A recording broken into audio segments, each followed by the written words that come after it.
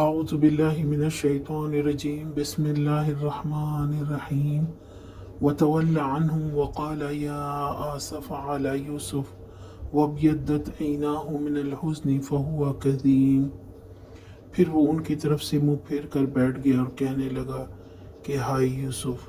وہ دل ہی دل میں غم سے گھٹا جا رہا تھا اور اس کی آنکھیں سفید پڑ گئی تھیں۔ چھوٹی بیٹی کی خبر سن کر یعقوب علیہ السلام نے منہ پھیر لیا اور کہا ہائے یوسف۔ بیٹوں سے کوئی سخت الفاظ ڈانٹ ڈپٹ کے بجائے صبر جمیل کیا اور اللہ تعالیٰ کے آگے گریہ کیا اور پرانا زخم بھی تازہ ہو گیا۔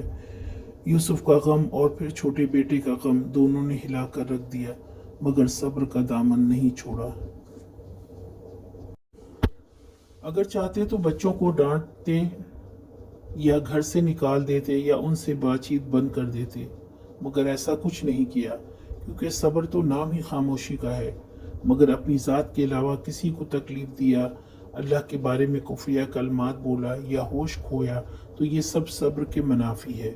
ہاں، یہ اپنی ذات تک محدود ہو، اس کے لیے رونا، دکھ کرنا، اسے یاد کرنا، یہ سب بے اختیاری ہے، اس پر انسان کی پکڑ نہیں ہے۔